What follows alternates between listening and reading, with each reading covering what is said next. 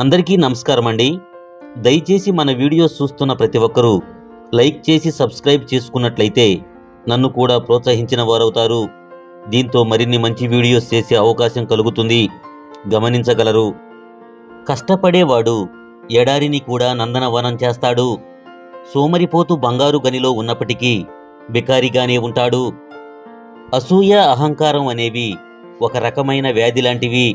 ఇవి ఉన్నవాడు సంతోషంగా ఉండడు, ఎదుటివారిని సంతోషంగా ఉండనివ్వడు. విశ్రాంతిగా కూర్చుని అభివృద్ధి చెందుతాములే అని వేచి చూడకండి, వెంటనే లేచి పని ప్రారంభించండి. మీరు చేసే పనిలో నిజాయితీ, మాట్లాడే మాటల్లో నిజం ఉన్నప్పుడు ఎదుటివారు ఎంత పెద్దవాళ్ళు అయినా భయపడాల్సిన అవసరం లేదు. 10 మంది 10 రకాలుగా చెప్తారు, అవన్నీ పట్టించుకుని ప్రశాంతతను కోల్పోవద్దు. నీ అంతరాత్మ చెప్పింది చెయ్యి, ఎందుకంటే అది నిన్ను ఎప్పుడూ మోసం చెయ్యదు. మీతో ఒక స్త్రీ తన బాధలు, సమస్యలు పంచుకుందంటే ఆమె మిమ్మల్ని నమ్ముతోందని అర్థం. కాబట్టి ఆమెను ఒక సోదరిలా భావించి ధైర్యాన్ని ఇవ్వండి. నీకు గల శక్తిని బట్టి నిన్ను నీవు అంచనా వేసుకుంటావు.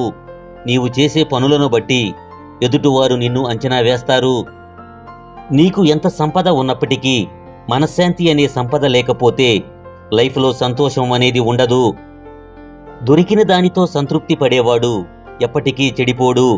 ఎంత దొరికినా అసంతృప్తి పడేవాడు ఎప్పటికీ బాగుపడడు. నీళ్లు సముద్రంలో ఉన్నప్పటికీ, కళ్ళలో ఉన్నప్పటికీ ఒకే రుచిని కలిగి ఉంటాయి. రెండిట్లోనూ ఏదో తెలియని లోతు, రహస్యం దాగి ఉంటాయి. మౌనంగా ఉన్న ప్రతి వ్యక్తి మనశ్శాంతిగా ఉన్నట్లు కాదు. చెప్పుకోలేనంత బాధ మనసులో ఉన్నప్పుడు కూడా మౌనంగానే ఉంటాడు. నీ కష్టాలకు, బాధలకు గజ్జెలు కట్టి అందరికీ వినిపించకు. ఎందుకంటే ఇక్కడ వినేవారి కంటే నవ్వేవాళ్లే ఎక్కువ. పిల్లలకు సంపదను పంచడం కాదు, సభ్యత, సంస్కారాలను పంచండి. బంధాలు తెగిపోయినా సరే నిజమే చెప్పు. అబద్ధాలు చెప్పి నమ్మకం మాత్రం పోగొట్టుకోకు. ఎందుకంటే తెగిన బంధం ఎప్పుడైనా తిరిగి కలవవచ్చు, నమ్మకం పోయిన బంధం మాత్రం తిరిగి రాదు. నీవు ఉన్నదానిని నిర్లక్ష్యం చేస్తూ లేనిదానికై ఆరాటపడుతూ ఉన్నంతకాలం నీవు ఎప్పటికీ సంతోషంగా ఉండలేవు. నీవు కోపాన్ని కలిగి ఉండడం అంటే నీవు విషాన్ని త్రాగడం వంటిదే.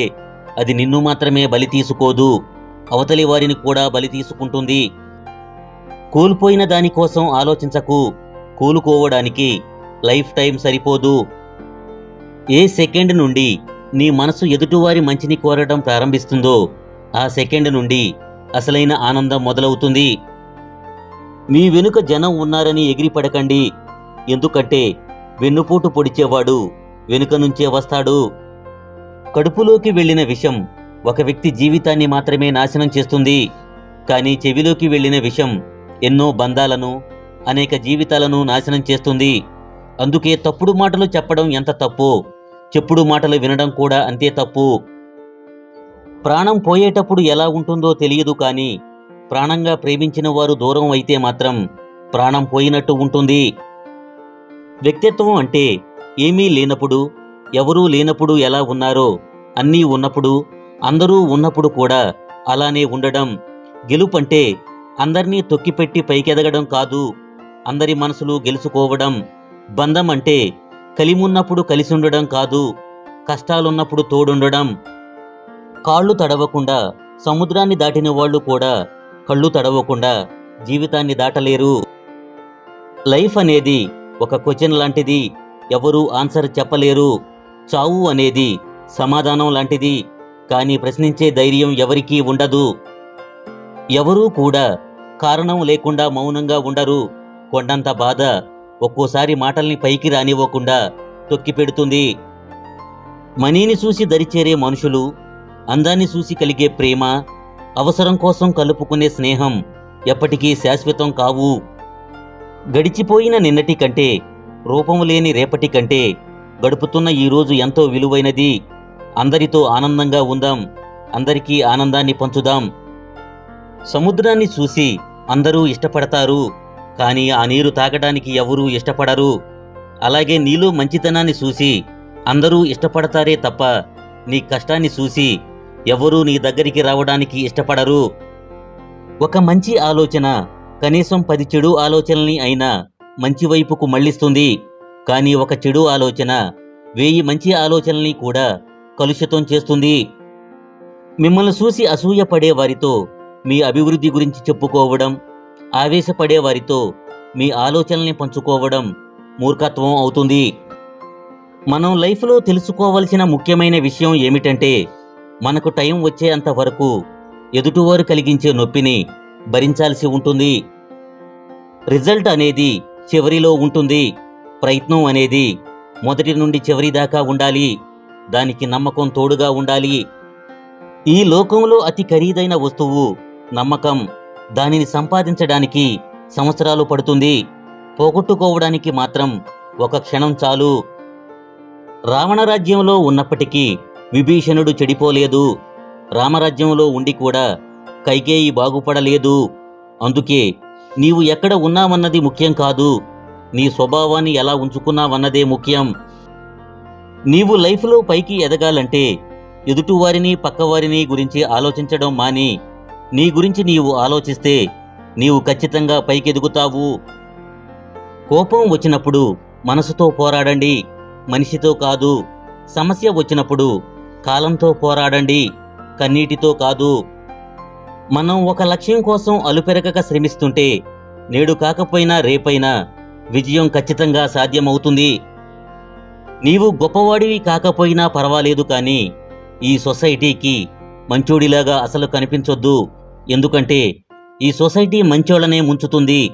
అందుకే నోరులేని మేకల్ని బలిస్తారు, కానీ సింహాలను బలి ఇవ్వరు. ఈ సొసైటీలో మనిషికి ఉండే పెద్ద జబ్బు ఏది అంటే, ఒకరు మన పక్కన లేనప్పుడు వాళ్ళ గురించి చెడుగా మాట్లాడుకోవడం. ఈ లైఫ్ నిజాయితీ పరులను ఏడిపిస్తుంది, నిందలు వేసేవారిని నవ్విస్తుంది, మాటకు కట్టుబడి ఉండేవారిని అవమానిస్తుంది, మాటలు మార్చేవారిని గౌరవిస్తుంది. నీవు ఎంతటి కష్టంలో ఉన్నా సరే నీ కన్నీళ్లను బయటకు రానివ్వకు.